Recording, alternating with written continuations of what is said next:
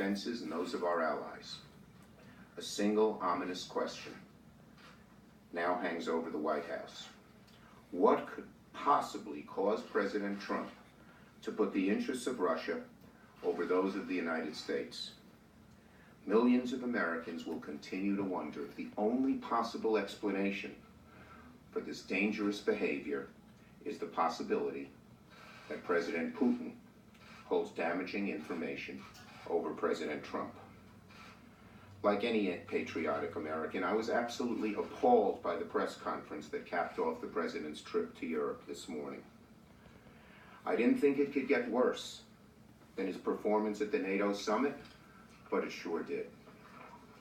In just the last week alone, the president attacked our closest allies in NATO, calling the European Union a foe, meddled in the domestic affairs of an ally by undermining the Prime Minister of the United Kingdom. And that was all before he held a summit and downright shameful press conference with the man who directed the interference in our 2016 elections and, according to all reports, continues to try and do so today. At every step along the way, the president is kneecapping our allies and offering a helping hand to our adversaries. When it comes to the interference in our 2016 elections, the president has managed to point his finger at just about everybody except the culprit. It's inexplicable. Or maybe it's not. President Trump has blamed Secretary Clinton. He's blamed the DNC. He's blamed the FBI. He said that, quote, both countries are responsible for the state of relations between the United States and Russia. The one person he hasn't blamed is the person he stood shoulder to shoulder with this morning, Vladimir Putin. On Friday, Rod Rosenstein and Bob Mueller handed President Trump the evidence that President Putin had requested. The 29-page indictment is a document of unparalleled work and is exactly what the president needed to stand up to Mr. Putin. He should have marched in, put the indictment on the table, and demanded justice.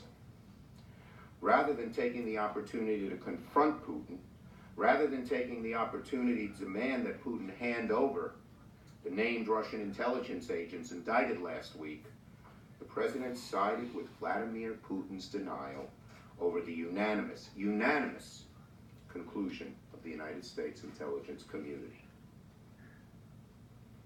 He took the word of the KGB over the men and women of the CIA. Rather than placing blame for what happened in 2016 on Russia where it belongs, the president had the gall to blame both countries for the troubled relationship. The president put what's best for him over what's best for the security and well-being of the United States. The question now looms: what, if anything, will Congress do in response to this awful trip? Where are our Republican colleagues? Where are the Republicans who roared approval when Reagan told Gorbachev to tear down the wall? Where are the Republicans who demanded a strong response when Putin annexed Crimea? Where are the Republicans who know in their heart the president is giving away the store to Vladimir Putin? Now is the time for our Republican colleagues to join us, bipartisan, and stand up. If we wait much longer, our global alliances will fracture. The institutions that America created in the wake of World War II will crumble. Our allies will consider abandoning us, possibly for China and others. And Putin's Russia will emerge stronger for it. That's what he wants, and that's what President Trump inexplicably is helping him do. Our Republican colleagues can take steps right now to push back against this slippery slope the president has put us on. Speaker Ryan today said nice things, but talk is not enough. We need action, bipartisan, strong action. And we need our Republican colleagues to stand up for the good of this country. I am asking our Republican colleagues to do four things.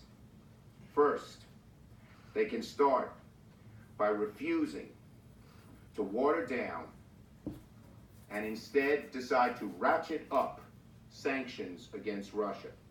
In the House, there is right now an effort to ratchet these sanctions down. Given what Mr. Putin said today, given the indictments, given what Mr. Trump said today, that cannot happen. Sanctions should be ratcheted up, and as you know, the House Republicans have been pushing a provision in the defense bill that would create a loophole in sanctions targeted at Putin's defense and intelligence sectors. They should drop that immediately. Second, our Republican colleagues should demand, as we are, that the president's national security team that accompanied him to the Putin meeting immediately come and testify before Congress. What kind of briefings did they give him beforehand? What did he say to them afterwards? We need them to come before Congress and the American people immediately, because there are so many troubling questions out there. And if you think the press conference was bad, imagine what happened inside when the president and Mr. Putin were alone. We need answers. We need them now. Third, our Republican colleagues need to end once and for all their attacks on the Department of Justice, the FBI, and Special Counsel Mueller. The Special Counsel needs to finish his work. The president needs to sit for an interview with the Special Counsel. Now more than ever, enough delay, enough interference. It's time to sit down for an interview. And fourth, our Republican colleagues must demand loudly and clearly that the president insist that the 12 Russians named in the indictment last night be sent to the United States immediately to stand trial. I am asking Leader McConnell and Speaker Ryan, both friends, to make sure these four things are done. In fact, for the sake of our country, I am pleading with them to join us in making sure that these four things are done. Senator McCain spoke out strongly. He's always been the conscience of the Republican Party when it comes to actually taking action on issues like these. A few of our Republican colleagues have spoken out and talked the talk, but it's time for the Republican Party to walk the walk, given the direness of this situation. He's sure screwed up. The president is doing grave harm to the standing of these United States while kowtowing to the number one enemy we probably have on the globe, Vladimir Putin. He'll continue to do so if he isn't checked, and the best people to check him are not Democrats, but his fellow Republicans. What the president has done is an insult to all Americans. Democrats, Republicans, independents. We all have to stand up together and push back. I'm ready for your questions. Schumer, you alluded to this earlier, but is it your view that the only explanation for the president's behavior here Folks, is I'm that going to the stop Russians this here. have something on You have him? his opening His statement. I'm going to behavior post is this so right now.